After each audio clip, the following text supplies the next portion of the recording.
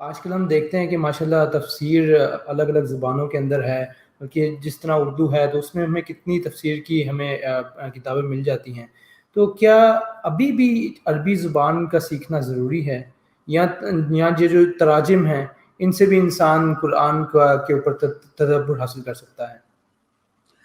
عربی زبان کا جو اپنا علم ہے اسے کسی زبان میں کما حق منتقل کیا ہی نہیں جا سکتا.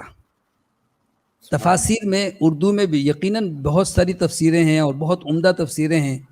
مختصر ترین تفسیر جو ہے احسن البیان صلاح الدین یوسف صاحب کی، ماشاءاللہ وہ بھی تقریباً تفاسیر کا نچوڑ ہے، خلاصہ ہے اور بہت اچھی ہے. لیکن کوئی شخص جتنی بھی تفسیر پڑھ لے، عربی زبان سے آگہی اور عربی تفاسیر کے ساتھ وابستگی یہ ضروری ہے. اور پھر بھی میں درخواست کروں گا ان ساتھیوں کو جن کو پڑھنے کا شوق ہے، اور بعض ایسے بھی ہمارے ساتھی میں نے دیکھے کہ وہ تفاسیر پڑھ کر کے اور وہ تقریر وغیرہ بھی کرتے ہیں، پڑھاتے بھی ہیں. ہمارے ایک ساتھی صبح میں آتے تھے کلاس میں، پھر الحمدللہ ان کے محلے میں ایک نئی مسجد بنی، تو میں نے ان سے درخواست کی، میں نے کہا اب آپ خود بھی ماشاءاللہ حافظ ہیں اور شوق ہے، آپ خود پڑھائیں. تو انہوں نے تفسیر احسن البیان سامنے رکھ لی اور بھی تفاسیر، اور انہوں نے الحمدللہ پڑھانا شروع کیا. اور ایک دفعہ ان کا بھی یہ پورا دور مکمل ہوا، حالانکہ عمر رسیدہ ہیں، بزرگ ساتھی ہیں ماشاءاللہ.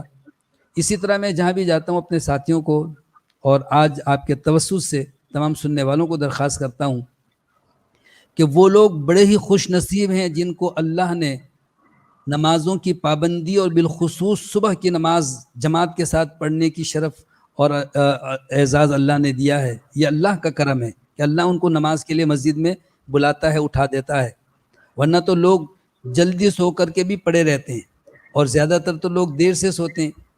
تو جو فجر کی نماز میں آتے ہیں وہ بڑے قیمتی لوگ ہیں، ان کو مزید خوش نصیبی میں اور مزید قیمتی میں آپ اس صورت میں لا سکتے ہیں کہ ہمارے ائمہ یا امام کوئی اور ہے، آپ محلے میں رہتے ہیں، عالم ہیں، آپ کو شوق ہے، تو فجر کی نماز کے بعد ان کو لے کر بیٹھ جائیں اور 1-2 آیتیں 4 آیتیں پڑھائیں. اشراق تک ایک سلسلہ شروع کرنا چاہیے ہر مسجد میں. قرآن کے ساتھ وابستگی کے بغیر معاشرے کی اصلاح ممکن ہی نہیں ہے. اور وہ لوگ جو قرآن کو سمجھتے ہیں کہ صرف قرآن کافی ہے، ان کی گمراہیوں سے، منکرین حدیث کے شکوک و شبہات سے، اور اسی طریقے سے آئے دن نئے نئے فتنے سر اٹھاتے ہیں، ان سے اسی طرح سے لوگ جو ہے اپنے آپ کو بچا سکیں گے کہ قرآن احادیث کی روشنی میں پڑھا جائے، پڑھایا جائے، سمجھایا جائے.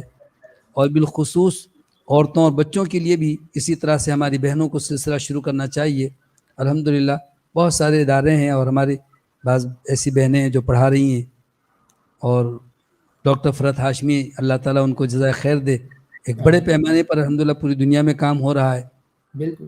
لیکن جو نماز پڑھنے فجر کی مسجد میں آتے ہیں ان کے لیے میں سمجھتا ہوں ہر مسجد میں یہ سلسلہ شروع ہونا چاہیے، تاکہ ایک ساتھی نے تو درخواست کی کہ جی ہم نماز میں قرآن سنتے ہیں لیکن ہمیں نہیں پتہ کیا مسئلہ ہے، کیا کچھ مسائل بیان ہوئے ہیں. تو میں نے کہا بیٹھا کریں ترجمہ تفسیر کی کلاس میں، تاکہ آپ ترجمہ پڑھیں گے اور سنیں گے تو انشاءاللہ اللہ تعالیٰ آپ کو توفیق عطا فرمائے گا کہ آپ پھر سمجھنے بھی لگیں گے.